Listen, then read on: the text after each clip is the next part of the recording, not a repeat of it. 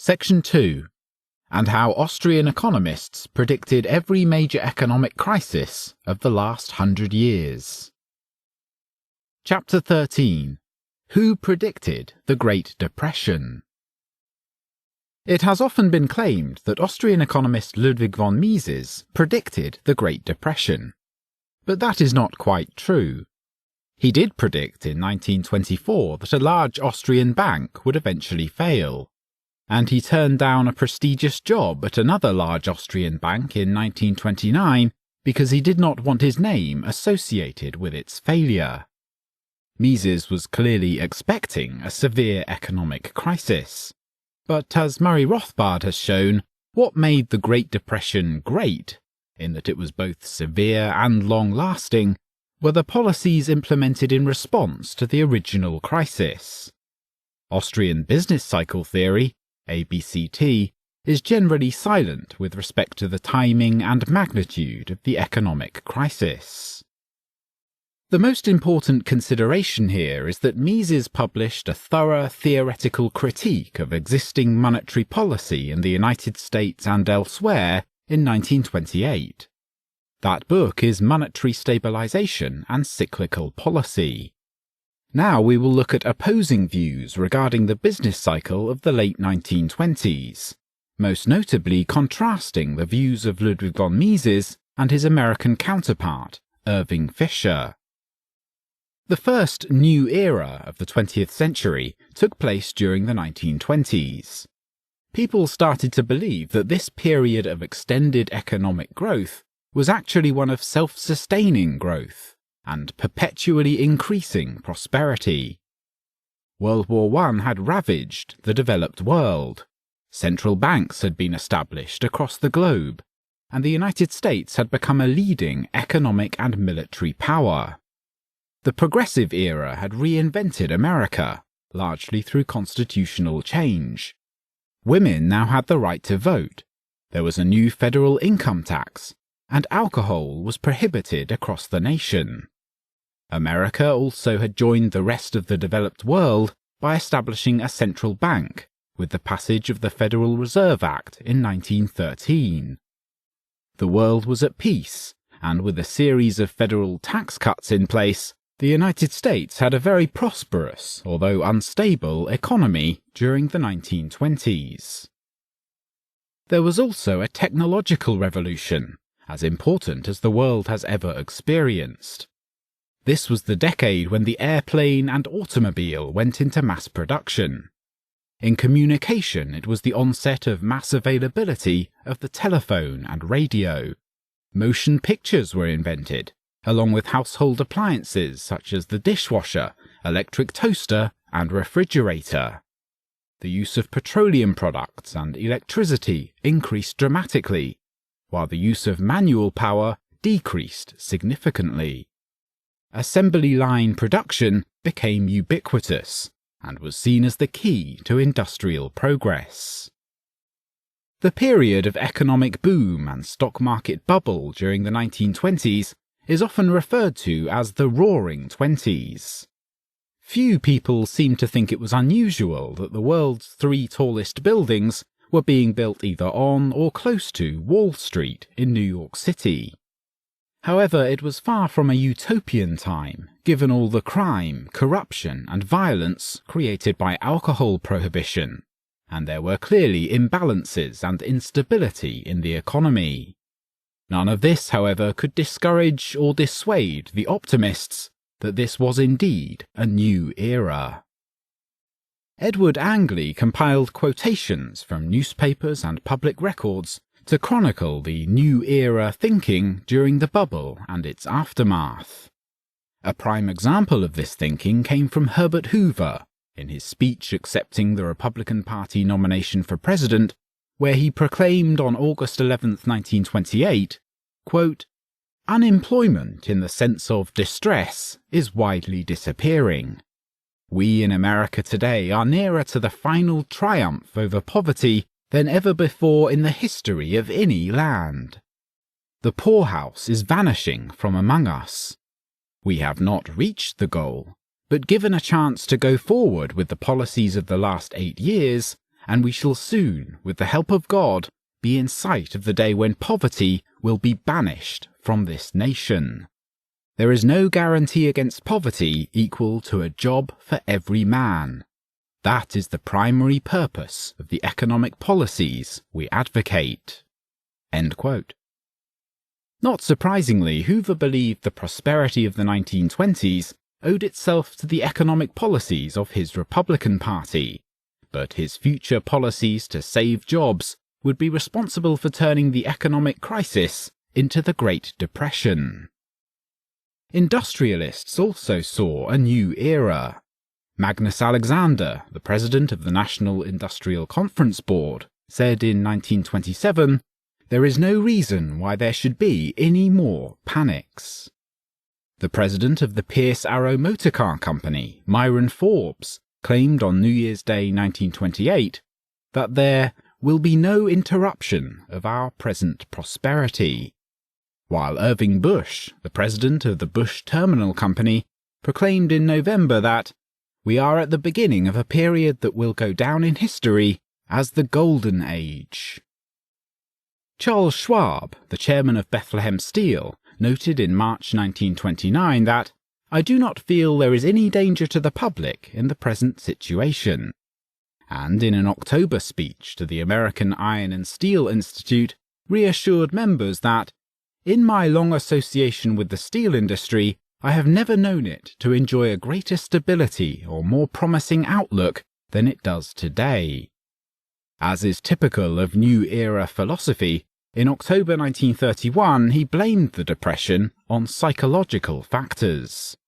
Quote, "The over-liquidated prices of many securities are a sign of too short perspective and too excitable temperament." End quote. The financial press was similarly intoxicated with the economic bubble, with the Wall Street Journal reporting on October 26, 1929, quote, "Conditions do not seem to foreshadow anything more formidable than an arrest of stock activity and business prosperity like that in 1923. Suggestions that the wiping out of paper profits will reduce the country's real purchasing power seem far-fetched." End quote. Syndicated columnist Arthur Brisbane reported 4 days later that, quote, "Those that foolishly talk about a national panic will please remember that the income of this nation is $100 billion per year." End quote. In November he reported that "business is good, money is cheap," and that "it ought to be a good year."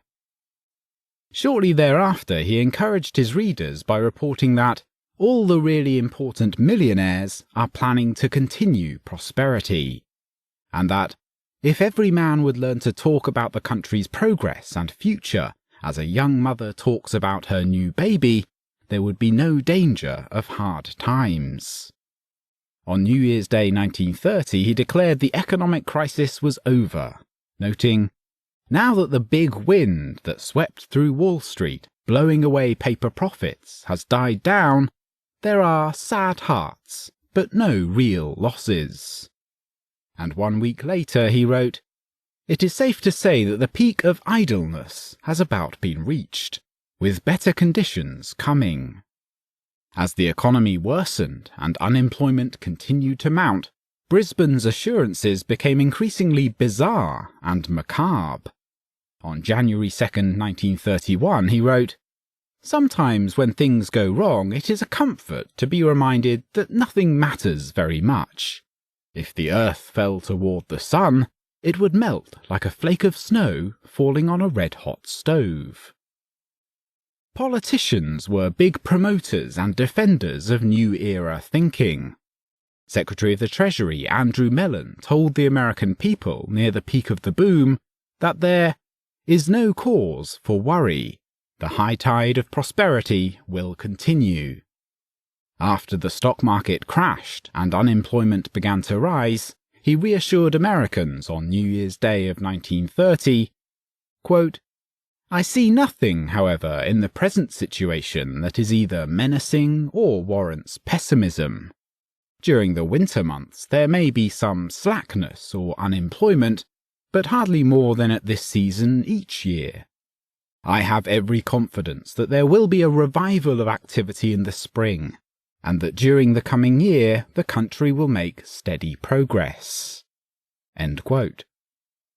Republican officials continued to report throughout 1930 that the economy was fine, that conditions were satisfactory, that the worst was already over, that things would improve in a couple of weeks, and that signs of recovery were everywhere. However, by the end of 1930, some panic and confusion had entered into Republican ranks. On October 15, 1930, Simeon Fess, the chairman of the Republican National Committee, complained, quote, "Persons high in Republican circles are beginning to believe that there is some concerted effort on foot to utilize the stock market as a method of discrediting the administration. Every time an administration official gives out an optimistic statement about business conditions, the market immediately drops." End quote.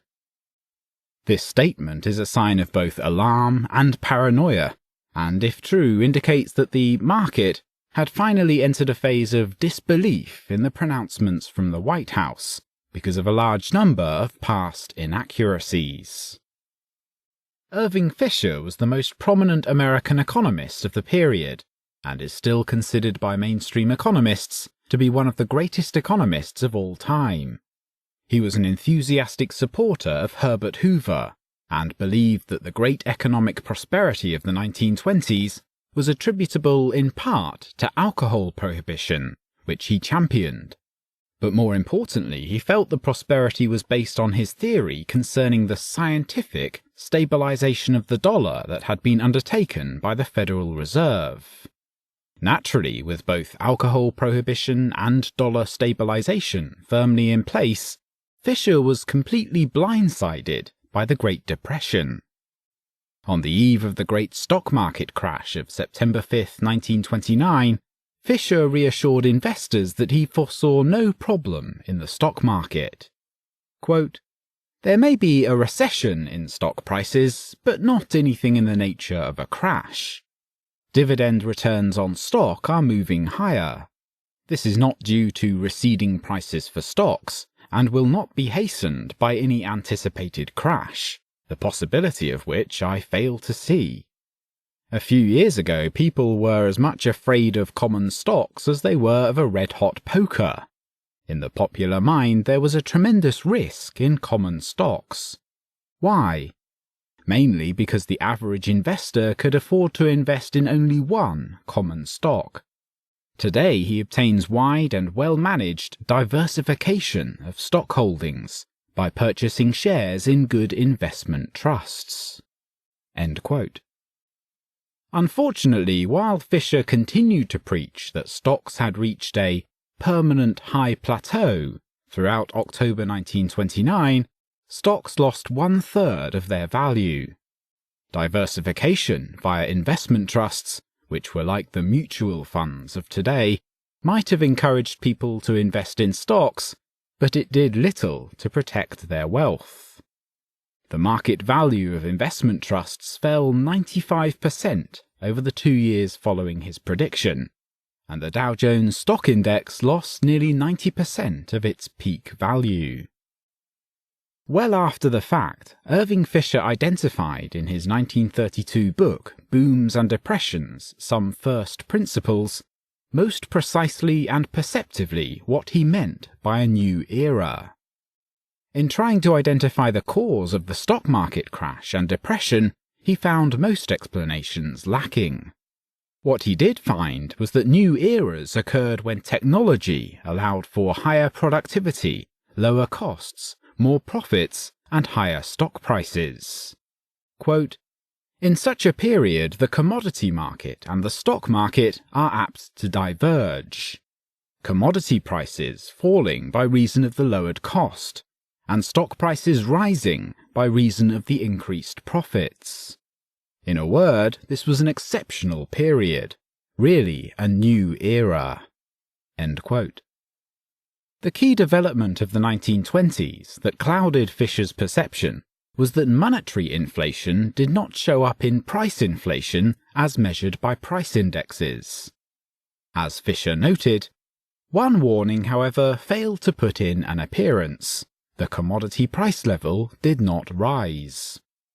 He suggested that price inflation would have normally kept economic excesses in check, but that price indexes have theoretical imperfections.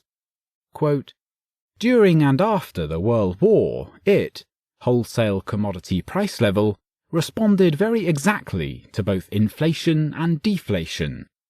If it did not do so during the inflationary period from 1923 to 29, this was partly because trade had grown with the inflation, and partly because technological improvements had reduced the cost, so that many producers were able to get higher profits without charging higher prices." End quote. Fisher had stumbled to a near-correct understanding of the problem of New Era thinking. Technology can drive down costs and increase profits, creating periods of economic euphoria, where economic signals would otherwise inject greater caution and clearer thinking. In other words, the Fed had kept interest rates artificially low, stimulating investments in technology beyond normal levels and thereby creating deflationary pressures in commodity prices. However, he never lost his faith in scientific management of the economy, or his devotion to the idea of a stable dollar, despite the implication that his stable dollar policy had caused the Great Depression. Fisher's detailed analysis and painstaking investigations of the crash also did little to improve his economic forecasting.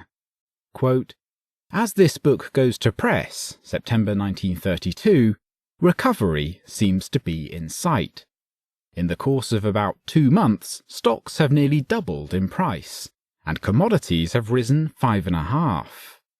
European stock prices were the first to rise, and European buyers were among the first to make themselves felt in the American market."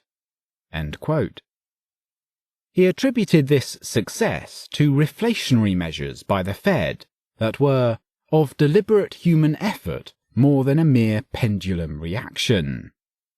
Unfortunately, not only was his prediction wrong, the world was only at the end of the beginning of the Great Depression, and the human effort that he thought was the tonic of recovery was actually the toxin of lingering depression. He scoffed at the mere pendulum reaction of the market economy that can correct for the excesses in the economy by liquidating capital and credit, a concept that he clearly opposed. However, James Grant and Tom Woods have shown that this type of pendulum reaction worked extremely well during the short depression of 1920 to 21. Was the Great Depression predictable? Was it preventable?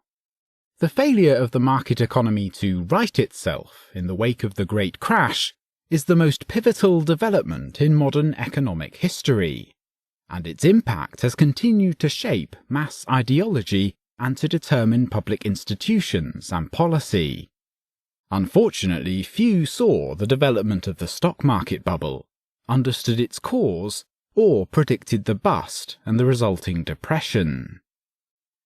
In Austria, economist Ludwig von Mises apparently saw the problem developing in its early stages because of his theoretical insight regarding institutional and ideological changes. The world economy was controlled by central banks instead of the classical gold standard, and artificially reduced interest rates were widely considered to be a good thing. Mises forecast to colleagues the crash of the large Austrian bank Credit Anstalt as early as 1924. In a eulogy for his teacher Eugen von Bombewerk, Mises wrote in August 1924, quote, "And no citizen of this country, i.e. Austria, shall forget the Minister of Finance, the last Austrian Minister of Finance, i.e. Bombewerk, who, in spite of all obstacles, earnestly aimed at balancing the public budget and preventing the upcoming financial catastrophe." End quote. As mentioned at the beginning of this chapter, Mises published a book-length critique of Irving Fisher's ideas on monetary policy in 1928, titled Monetary Stabilization and Cyclical Policy. There he targeted Fisher's stable dollar policy and its reliance on the price index as a key vulnerability that would bring about the economic crisis, concluding, quote, "Because of the imperfection of the index number, these calculations would necessarily lead in time to errors of very considerable proportions." End quote.